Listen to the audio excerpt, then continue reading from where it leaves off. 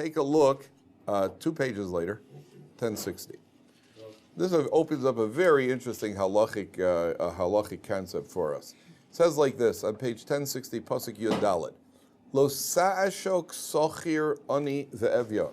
Do not, how does the article translate? Do not cheat a poor or destituted hired worker, me'achecha o me'gercha asher ba'artzecha b'yishrecha, of your brothers or your converts.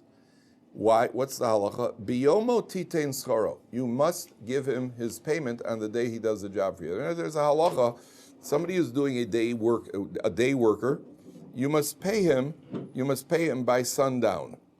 And somebody who works for you at night, you must pay him by morning. And I think you have 24 hours to pay, but you have to get him paid on the day that he works. Says the Torah, "V'lo savo alav hashemesh," the sun must not set. Ki anihu, he is a poor man. Ve'elav hu nosei es nafsho, he is focused on that payment. How does the article translate it? His life depends on it. That's what the article translates. It's a very loose translation. Ki elav hu nosei es nafsho, he turns his life towards it. V'lo yikra alech el Hashem v'hoyev v'chachet, he must not call, and by paying him, he will not call out to Hashem against you, and you will be tagged with a sin. Now I want you to see Rashi over here on Pasuk 15. What does it mean, Elov hu nosei es nafsho? Rashi on Pasuk 15, it's in the left column. 5 lines to the top. If you find it, please show the person next to you. Ve'elov hu nosei es nafsho, in the fifth line, left column. Rashi says like this: El hasochar hazeh, to this payment, hu nosei es nafsho lamus. He is willing to take a life risk for this payment. Ola ba'kevesh, he went up a high ramp. V'nitla ba'ilon, he suspended himself from a tree. Here you see people do jobs where a job is actually a life-threatening job. Now, this calls into question a very interesting halacha. Are you allowed to do a dangerous job in order for your parnasa? Because we're not allowed to get involved in things that are dangerous. There's a pasuk in the Torah that says, "V'nishmartem ma'od l'nafsho sechem." You must take all caution and care not to terminate your own life. Is a person allowed to engage himself in an occupation which is dangerous? So what the halacha and Rabbi Moshe Feinstein brings from this Rashi over here, remember Rashi is only quoting the Gemara, Rashi quoting where it says openly, this guy was doing something, he was dangling from a high tree, he was up on a high ramp, and he risked his life for it. You got to pay this guy. The guy's not doing it for fun. You got to pay the guy on the day that he does the job. From Moshe Feinstein brings proof from there, and it creates a halachic precedent. The answer is there's a difference between something which is dangerous and with something that carries an element of danger. But if you're careful, then it shouldn't be a problem. For example, a person who becomes an electrician. Is it dangerous to be an electrician? There's certainly an element of danger if you're not careful around electric boxes. They had a guy in Chicago, as a matter of fact, there was a case in Chicago, they have the L train. In Chicago, they have the famous third rail. They have the famous third rail, the electrified rail. So I remember reading a story, there were two of the city workers were there working on the tracks, and one of the guys was wearing a metal pendant around his neck. And as he bent down to fix one of the tracks, the pendant swung out and it hit the third rail. And it was in Chicago. I'm pretty sure it was in Chicago. It might have been New York. I don't know if Chicago also has it. I was so petrified. I was always, once I heard about that third rail, Chicago has an L train also. Chicago doesn't even have much of a subway. It's got mostly L. And it's mostly elevated. You're on top platforms. It doesn't have much of a subway system. And I just remember as a kid growing up, even when I passed regular interstate train tracks that only had 2 tracks, I would never step on the metal rails. And I was always terrified of that third rail. I would never step on the guy. Yeah, oh yeah. So is it a dangerous job? It's a job that carries an element of danger. So Moshe Feinstein distinguishes between doing something that is dangerous, inherently dangerous, and something that carries an element of danger. So for example, for recreation, certainly we are not allowed to do things that carry an element of danger. Speedboat racing, which is the most dangerous sport in the world, has a 33% mortality rate. That means that 1 out of 3 doesn't make it back. because when you're in a boat at 200 miles an hour, if you hit a choppy wave, the boat capsizes, and hitting the waves at 200 miles an hour, it's like hitting concrete in a capsized boat. The upside of speedboat racing is there are never any sprained ankles. That's the upside. It's either death or life. So that a Torah Jew is certainly not allowed to be involved in. Here they just had in England, they had at an air show in England, a plane in the air show went out of control, crashed on a highway, to kill I think about 17 people. And just a couple of days earlier, a plane in an air show in Switzerland crashed, killing the pilot. And there have been air shows. I remember an air show in the United States where the lead plane, there were 4 planes in a formation.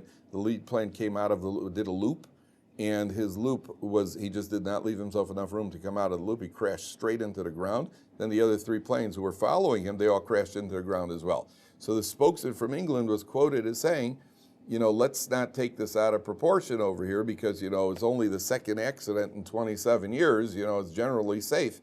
Air shows are generally safe. A Torah perspective, you understand the difference over here. In other words, it depends what your given is. Given, we have to have air shows. All right, so now let's not get carried away over here. Once in a while it's going to cost us life, but now let's not get, a Torah perspective would say that if there's any threat or danger to life whatsoever, we don't do it. Over 30 people have died in the ring boxing since 1960. That was the last statistic that I saw. It could probably be more by now. So a Torah perspective is, well, then don't box, because it could cause incident. You don't do that. Then it would be prohibited for you to get involved. You're not allowed to get involved in activity that could cause serious injury or death. I was in the United States once. They had an auto race, and a car came around the bend. The tire came off the car, flew up into the stands, and it killed 2 people in the stands. You get these thick tires. These tires are about this thick.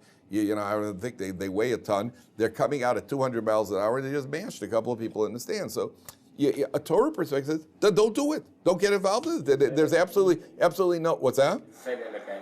You could, but it's not true about anything. It's only true about certain things. Because something, what's that? You could say, okay, so driving is a classic, very good. That's why you need a halachic authority to tell you, is this a dangerous situation, or is it a situation that, if you're not careful, carries an element of danger? That's the difference. Driving is a classic example. Nobody who gets into a car, when you watch somebody get into a car, you don't think to yourself, oh my goodness, he's going off to work today. When somebody gets into a car, you just figure, drive carefully. And most of the time when people drive carefully, they're okay. Once in a while, they could get hit by a drunk driver. Most people, if there's an accident, then it's somebody who themselves was driving past the speed limit, or they were consuming alcohol, or so on and so forth. That is where you need halachic authorities to tell you what is permissible, what is not, number one. Number two, you then cross into the line of necessity for parnasa. For the sake of making a livelihood, there are certain things you're allowed to do for the sake of a livelihood. But if it is something that carries an element of instant death, if all goes well, everything should be okay. But if it carries, and there is no doubt in my mind that bungee jumping or skydiving would be prohibited according to halacha. If a person has to skydive to save his life, he needs to jump, that's something else. But I had a friend who was who jumped out of a plane, and he broke his knee when he landed. He shattered his knee when he landed. This guy works today for McDonnell Douglas. He designs planes. He's worked for Israel Aircraft. He's flown in F-16s. So this is a guy who's always, and even as a kid, he was into rocketry. And he went into engineering, and he jumped out of a plane, and he broke his knee when he landed. His father was a Holocaust survivor. So he happened to be in St. Louis at the time. He had surgery, recovered at his sister's house in St. Louis. Then he called his father in Chicago. Called his parents, said, Dad, everything's okay, but I had surgery. I had broken my knee. So his father said, how did you break your knee? He said, I jumped out of a plane, and when I landed, I landed badly. His father said, was the plane on fire? So he goes, no, we were parachuting. It was just a recreational jump. He said, what was wrong with the plane?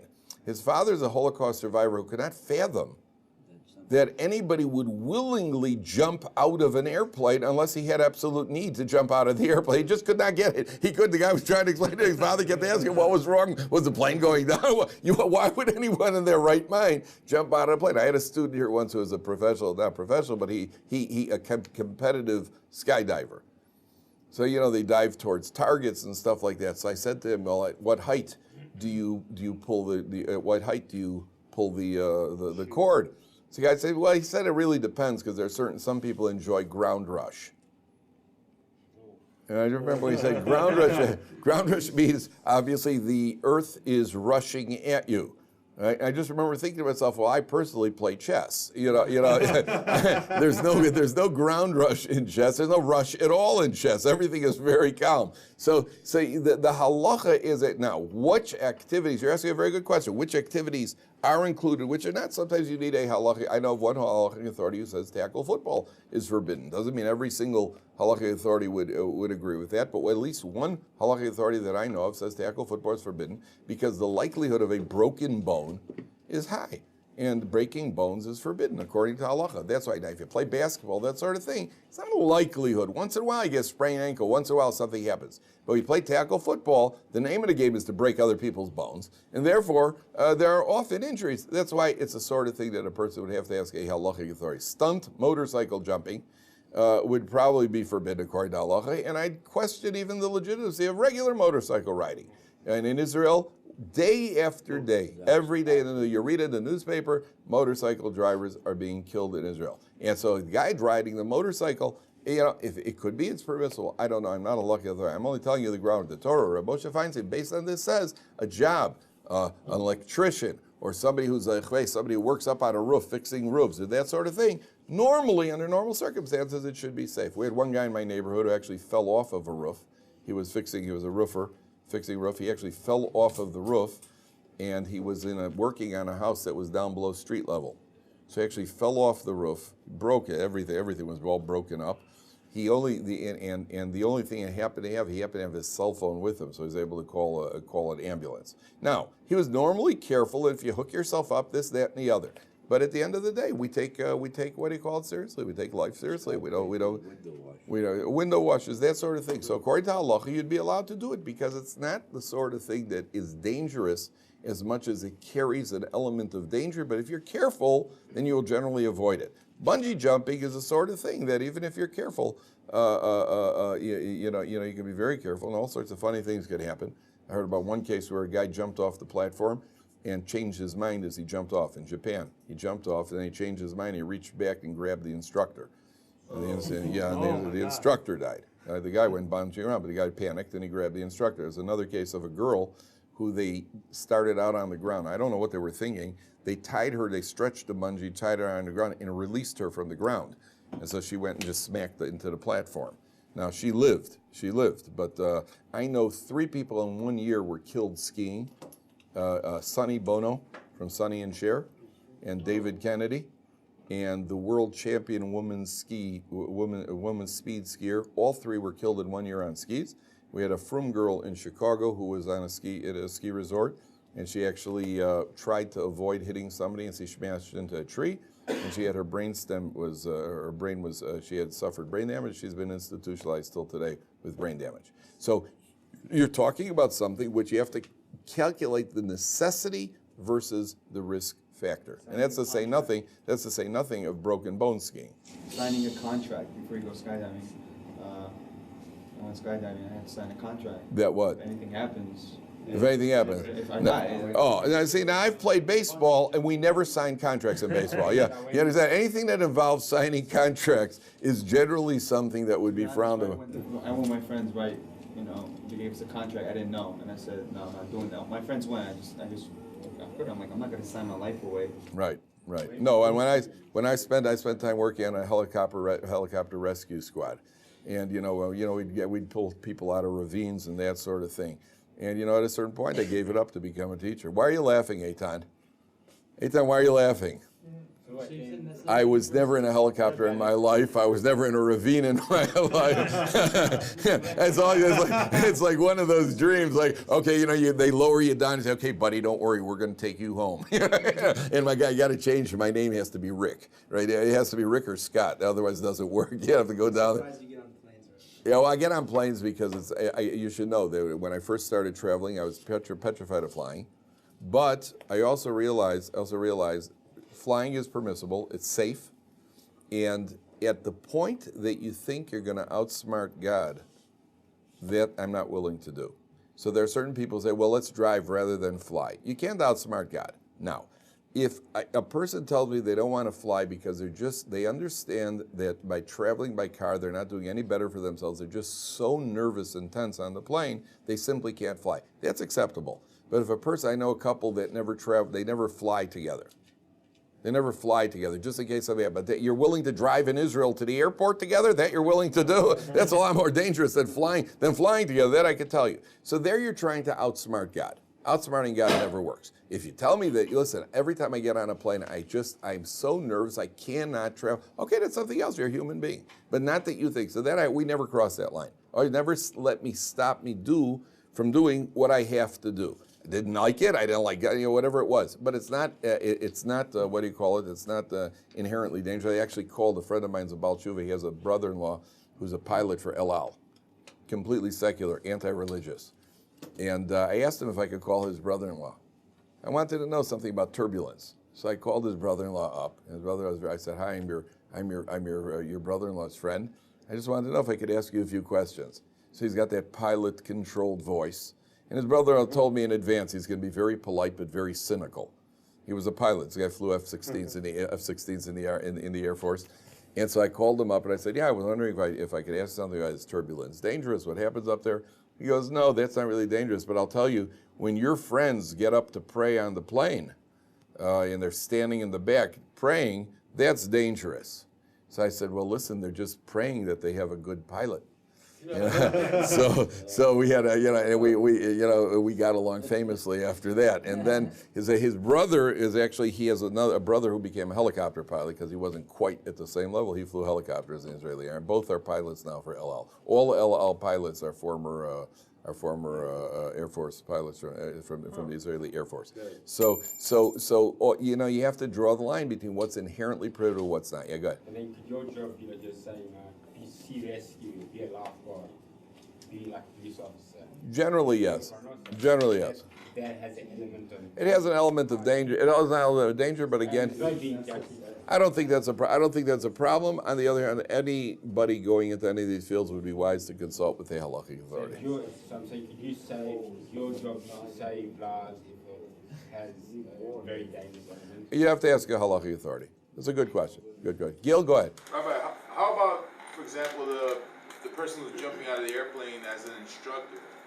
Again, it's a good question. I don't know. I don't know where that line is. You'd have to ask a halachic authority. In other words, there is a line where where halakha would view it as being an element of danger versus inherently dangerous. I don't know where that line is. That each individual situation, one would have to ask a halachic authority in each individual situation whether or not that's something that's permissible. Okay. So it's necessity versus risk. It's necessity, right? Correct. But you see that that halacha recognizes the need to make parnasa.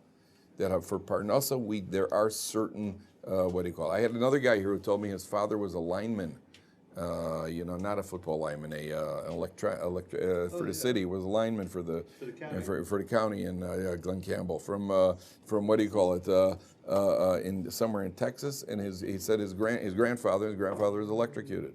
His grandfather stepped on a wire. There was a wire that he did not know, a city wire, and he stepped on it, and he was actually electrocuted to death. Yeah. Ethan, go ahead. What about something with like a long-term future business? Let's say like a lineman, 20 years down the line, he's going to have knee problems. Don't know. Rabbi Moshe Feinstein actually has a question. Somebody somebody wants to play professional football, and Rabbi Moshe Feinstein is consulted by somebody about playing professional football because of the risk of injury.